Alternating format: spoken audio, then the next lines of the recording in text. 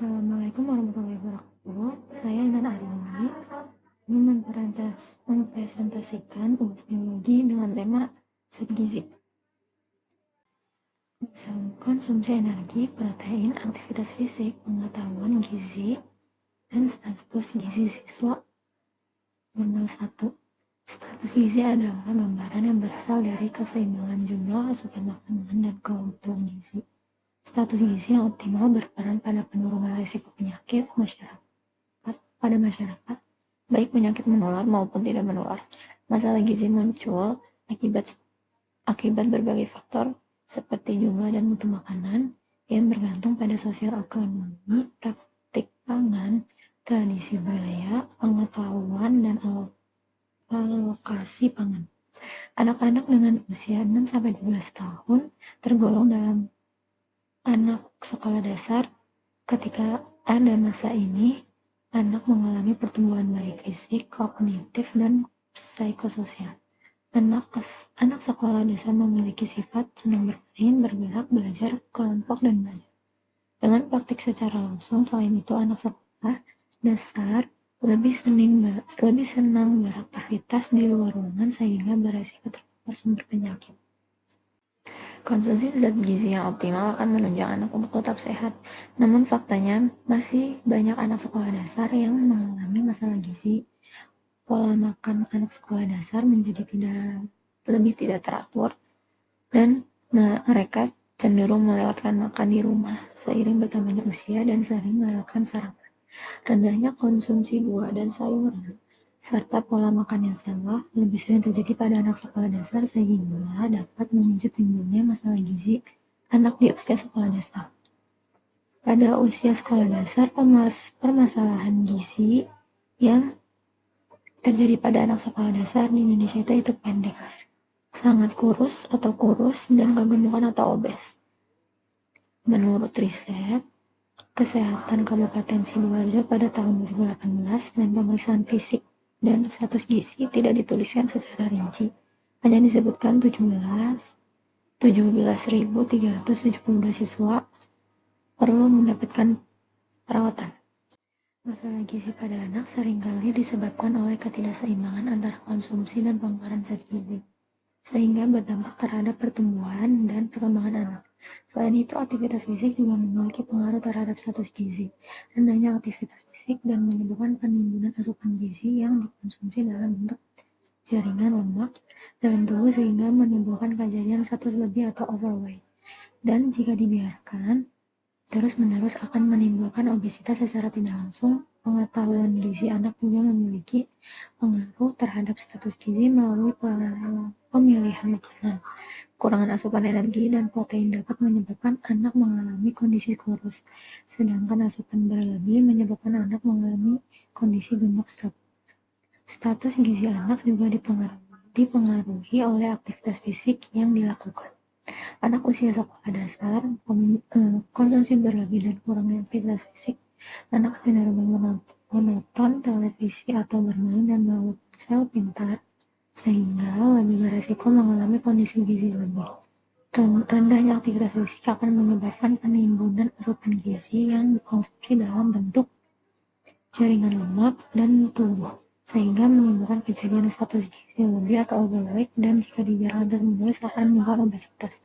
Siswa yang kurang melakukan aktivitas fisik berisiko lebih besar mengalami status gizi lebih jika dibandingkan dengan siswa. Aktivitas fisik yang rendah pada anak disebabkan karena anak lebih sering bermain game online, menonton televisi daripada beraktivitas di luar rumah. Secara tidak langsung, pengetahuan gizi mempengaruhi status gizi yang dimiliki anak. Anak dengan pengetahuan gizi rendah lebih suka mengkonsumsi makanan tinggi energi dan kurang bergizi daripada mengkonsumsi buah dan sayur. Status gizi anak sekolah dasar perlu adanya perhatian karena pada saat ini anak mengalami proses pertambahan tinggi badan dan berat badan, sehingga pemenuhan gizi yang optimal pada anak sekolah dasar sangat penting guna menunjang proses tumbuh dan kembang yang baik. Selain itu, status gizi yang baik dapat memberikan dampak pada kecerdasan anak di sekolah, kesehatan anak, sehingga memiliki antibodi yang kuat, meningkatkan produksi produktivitas, serta terhindar dari penyakit kronis dan kematian dini. Status gizi anak kelas 4-6 sangat perlu diperhatikan karena anak mengalami perubahan kebutuhan berdasarkan penambahan usia. Berdasarkan angka kecukupan gizi, usia 10-12 tahun mengalami peningkatan asupan, serta berdasarkan jenis kelamin anak laki-laki mengalami peningkatan asupan energi sebesar 305 dan protein sebesar 10 gram, sedangkan anak perempuan mengalami peningkatan asupan energi sebesar 250 kal dan protein sebesar 15 gram.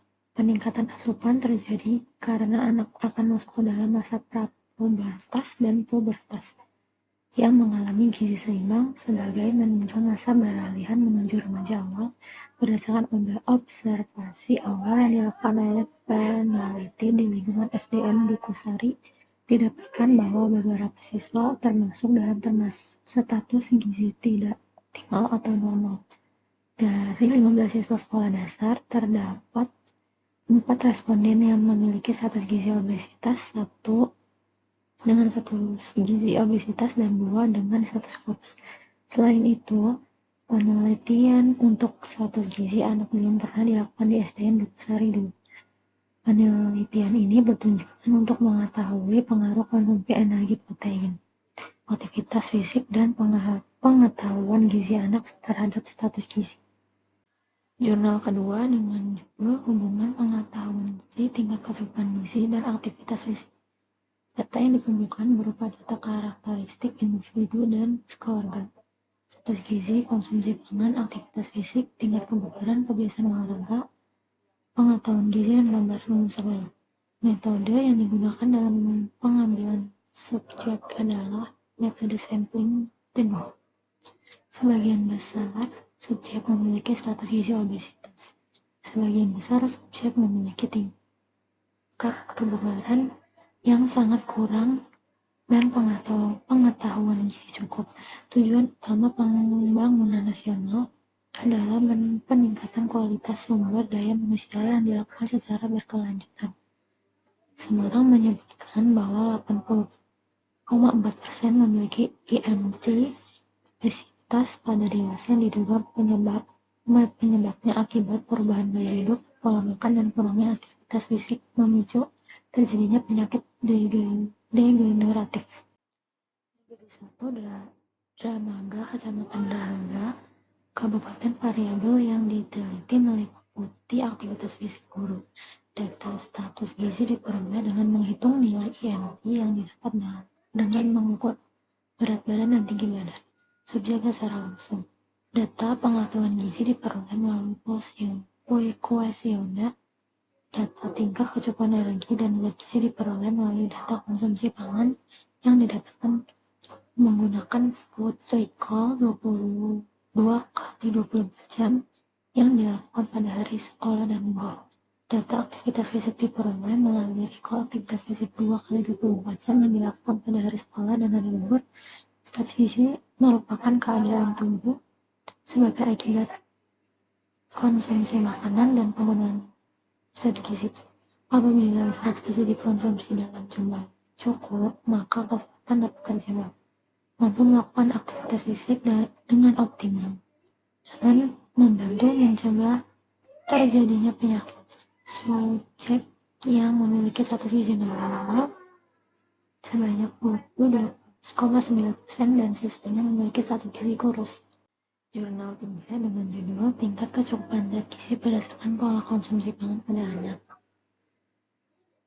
Penelitian ini bertujuan untuk menganalisis hubungan tingkat kecukupan zat gizi dengan pola konsumsi pada anak. Status gizi pada anak dipengaruhi oleh faktor langsung yaitu pola makan atau pola konsumsi pangan. Rata-rata konsumsi sayur pada anak adalah sebesar 90,39 gram per hari atau sebesar 26,3 gram per hari. Sedangkan rata-rata konsumsi buah pada anak adalah sebesar 120,22 gram per minggu atau sebesar 52,56 kal atau per hari, dengan frekuensi makan rata-rata 2 kali per hari. Kategori tingkat kecukupan gizi anak diringkas menjadi dua kategori, yaitu cukup, kelebihan. Cukup sampai kelebihan dan defisit ringan, defisit berat. Untuk mempermudah membaca, dengan tingkat kecukupan gizi anak dihitung dari 10 zat gizi yang dikonsumsi oleh anak seperti energi, protein, lemak, karbohidrat, kalsium, fosfor, zat besi, vitamin A, vitamin B, dan vitamin C. Kondisi anak kecil seperti balita sangat sensitif terhadap jumlah makanan yang dimakan dan jenis makanan yang dimakan. Anak kecil cenderung paling menderita akibat kekurangan pangan karena cenderung makan lebih lambat dan dalam jumlah yang lebih kecil dari anggota keluarga lainnya, sehingga porsinya sedikit dan mungkin tidak memenuhi kebutuhan gizi anak yang sedang tumbuh. Meningkatnya kematian bayi dan anak, pertumbuhan dan perkembangan yang berkurang, serta penurunan produktivitas dan kualitas hidup anak-anak adalah beberapa akibat yang dapat ditimbulkan oleh kekurangan gizi. Pertumbuhan anak terutama di usia balita dapat menentukan perkembangan fisik dan mental serta keberhasilan di usia selanjutnya. Olah fisik namun juga berdampak kecerdasan anak. Secara nasional, prevalensi kurus berdasarkan indeks massa tubuh menurut umur pada anak umur 5-12 tahun adalah 11,2%, terdiri dari 4% sangat kurus dan 7,2% kurus. Prevalensi kurus di Jawa Tengah yaitu secara nasional adalah gemuk. Secara nasional masalah gemuk pada anak umur 5-12 tahun masih tinggi, yaitu 18,8%, terdiri dari gemuk 10,8% dan sangat gemuk 8,8%. Tujuan penelitian ini adalah untuk mengetahui tingkat kecukupan zat gizi berdasarkan pola konsumsi pangan pada anak.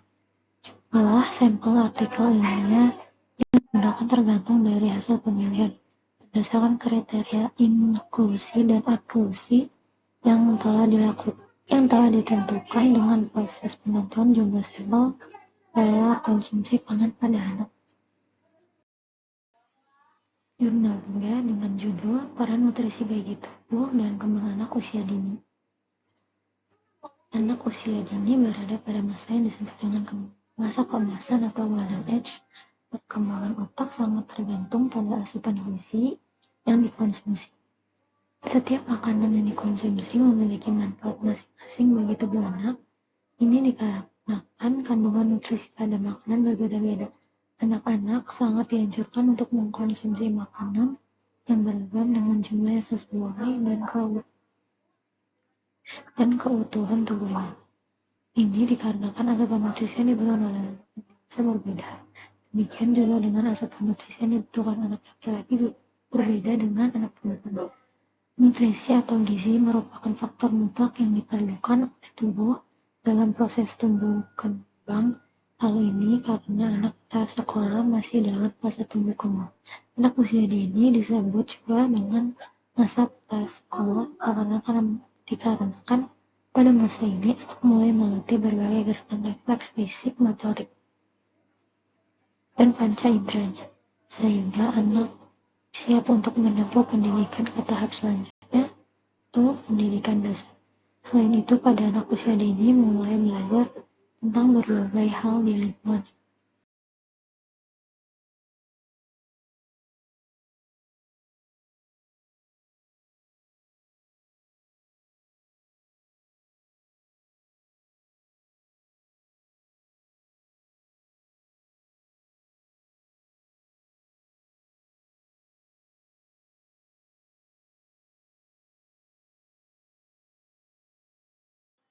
Jurnal ilmiah dengan judul Peran Gizi Terhadap Pertumbuhan dan Perkembangan Anak Usia Dini. Penelitian ini merupakan penelitian library research analisis kuantitatif yang menggunakan data model Miles dan Huberman. Analisis data menggunakan siklus Miles dan Huberman yang meliputi reduksi data, model data, data dan verifikasi.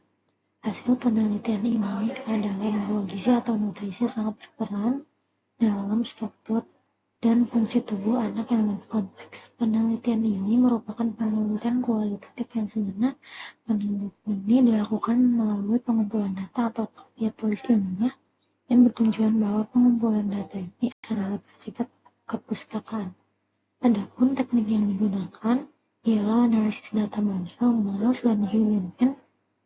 Dalam model ini aktivitas analisis kualitatif dilakukan secara interaktif dan terus-menerus sampai dirasa cukup.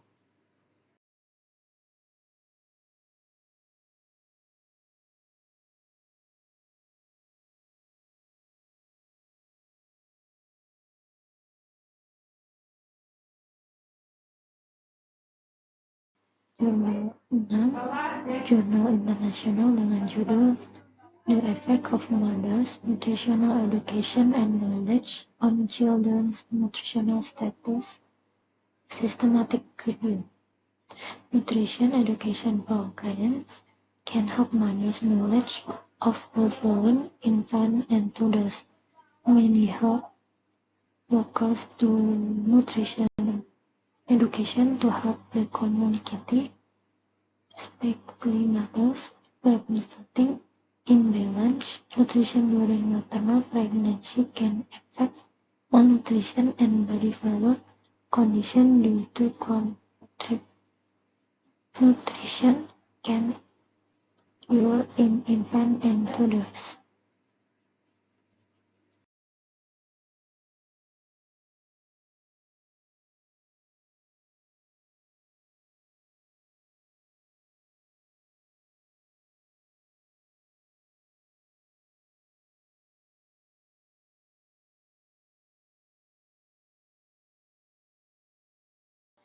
Jurnal 7, Jurnal Internasional dengan judul Nutritional Reflection on Growth and Development Among Intellectually Disabled Children. This clinic-based study aimed to detect nutritional problems and its reflection on growth and mental development through determination of the nutritional profile among disabled children. By applying food analysis, there is significant difference in the element they get between the two groups of children. Multiple analysis show significant relationship between orientation and zinc intake with IQ of children. Abasea LGBT. The relationship between gross motor development and cognition is not strong enough to allow the use of one to predict the others. The health impact of anemia are usually noticed during infancy and early childhood, as they are periods of significant growth and development of the central nervous system.